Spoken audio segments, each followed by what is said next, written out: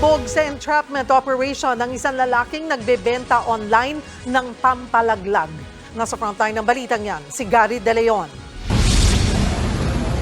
Hindi na nakapalag ang lalaking ito nang maaresto ng anti-cybercrime group sa isang mall sa Binondo, Maynila. Ang lalaking kinilalang si Enrique Bulda Jr. nagbebenta umano ng gamot, pampalaglag na Cytotec. Ang Cytotec o Misoprostol ay gamot sa pangotra sa ulcer. Ipinagbabawal nga lang ito sa mga buntis dahil nakakaapekto ito sa mga fetus sa sinapupunan ng isang ina. Kaya naman, ipinagbabawal din ang pagbili nito nang walang reseta ng doktor. It's a drug, pero one of its side effect is magkakaroon ka ng premature labor, parang abortion. Bago nito, nakatanggap na raw ng maraming reklamong ACG sa Facebook page ng Cytotec Philippines kung saan lantaran ang bentahan ng Cytotec online.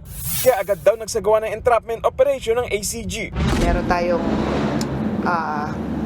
nagpretend na police na babae na kailangan niya ng abortive pills. Nakakuha tayo ng certification from FDA na hindi nga siya talaga authorized. Tumangging magbigay ng pahayag ang suspect. Maharap siya sa kasong paglabag sa Cybercrime Prevention Act at illegal distribution of drugs and cosmetics. Nagbabalita mula sa frontline, Gary De Leon, News 5. Mga kapatid, Cheryl Cosip po, huwag maging bilis at maging una sa lahat para sa tuloy-tuloy na balitaan at karagdagang informasyon sa mga napapanahong issue ng lipunan.